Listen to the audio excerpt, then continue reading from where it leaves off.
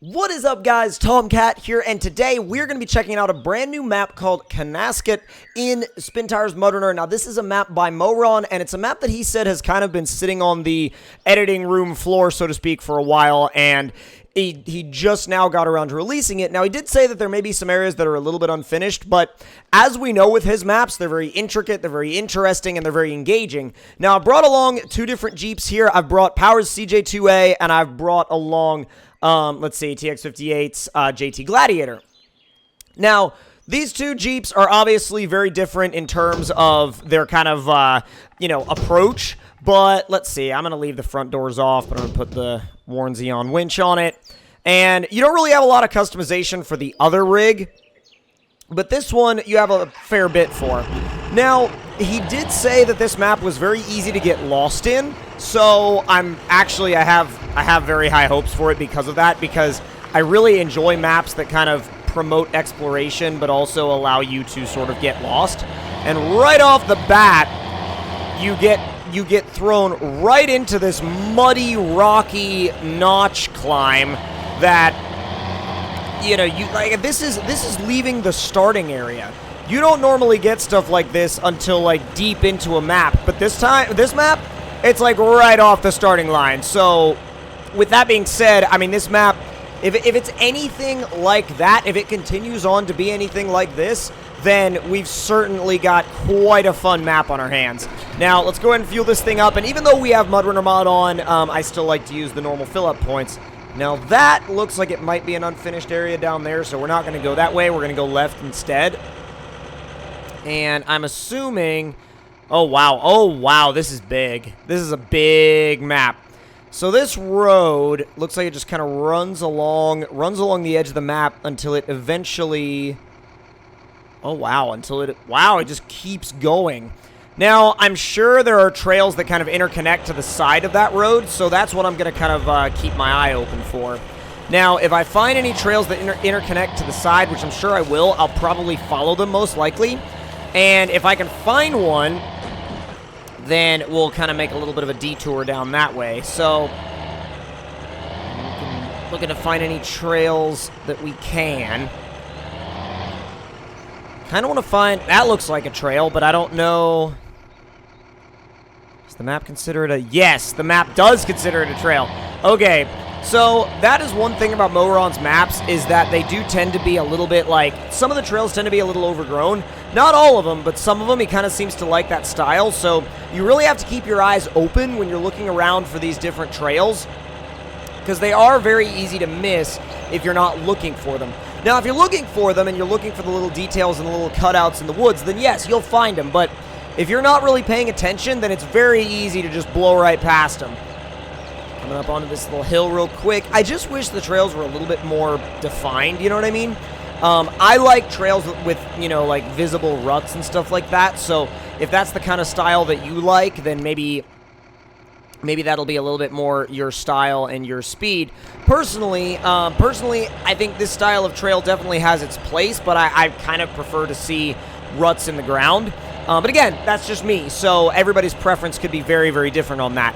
Now, I haven't driven this Jeep in a while, but after spending a long time not driving it, it really does go to show how good of a rig this is.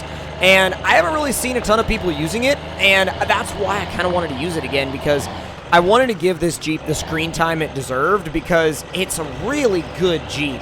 It's a really, really good Jeep, and it feels like fairly realistic. It's not overpowered, but it's also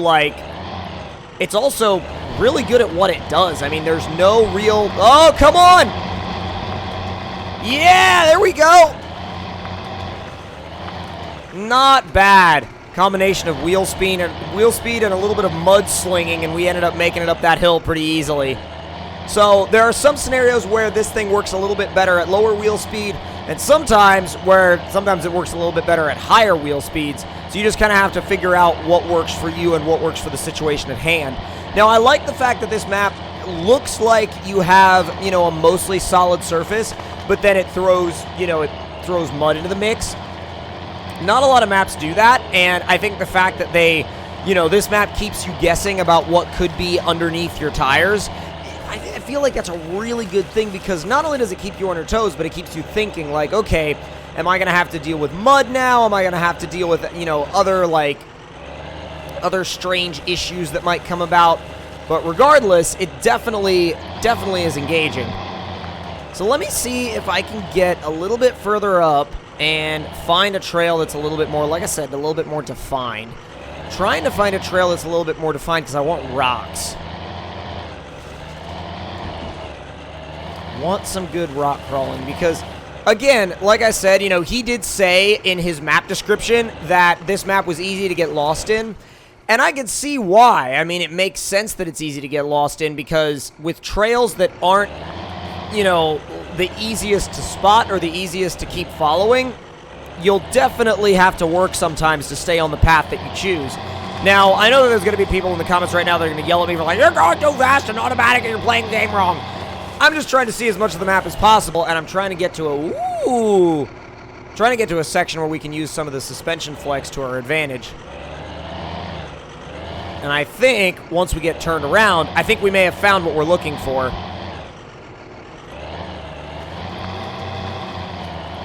Easy does it. Come on, the easy does it.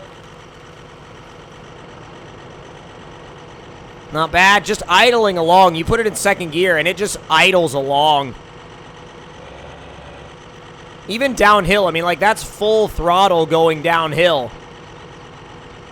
I mean, like, nope, yep, for a second I was like, is this actually a trail? And then I was like, yeah, no, it's a trail. It just really doesn't look like one. It really doesn't look like one whatsoever. And at the end of the day, you kind of go back into it with this sense of, am I actually going the right way?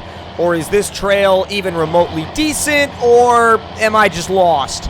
And sometimes you will actually be lost. So, you know, you kind of have to, like I said, really stay on top of where you're going. Now, we are going to switch into the CJ2A in a little while here, but I did want to see where this went. Unfortunately, the CJ2A is not recallable, but we can go a different direction with the 2A, so it's not really that big of a deal, that big of a problem. Now, you shift this thing up into fourth, and it starts mobbing. It starts really ripping.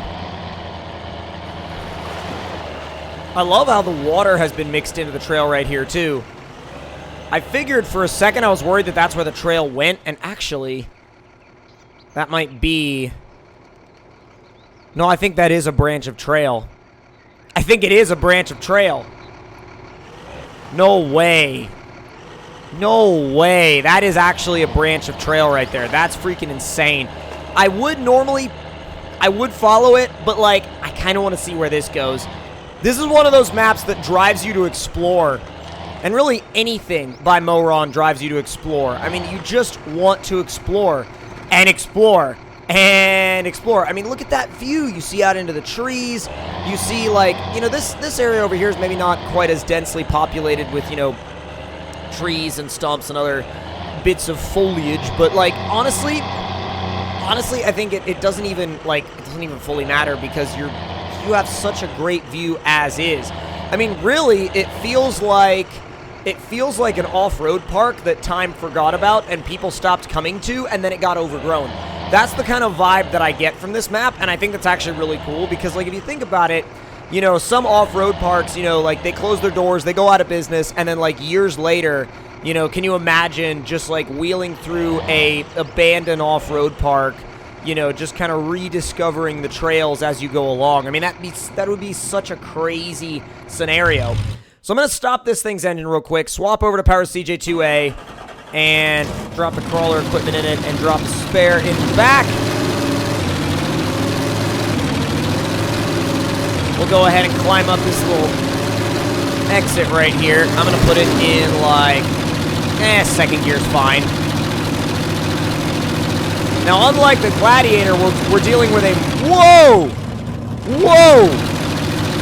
I've been in Jeeps where that exact scenario has happened, where the rear tires have grip, and all of a sudden they pull the fronts off the ground, and you just start going back and back and back.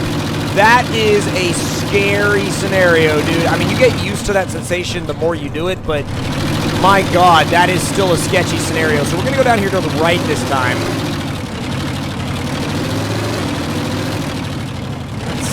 What do we got going on down here? going on there? It's like just wood panels from like an old building that I guess used to be there. It's so weird. Oh man, now I'm kind of like regretting not coming this way first. I love the old wheel. I love how this thing has like, you can see the shifter, the twin stick transfer case, the real dash, the real pedals. Oh wow, if you wanted rocks, this is the way you gotta go. Oh boy, holy crap. All right, so if you want rocks, this is the way you gotta go. So now we are going to end this episode right here, and we're gonna pick it back up in our next episode of exploration of this map. If you all enjoyed this one, make sure to click that like button. Let me know in the comments below what you all thought of it. And if you're new to the channel, make sure to subscribe for more. And I will see you guys next time. Talk to you all later. Thank you guys for watching.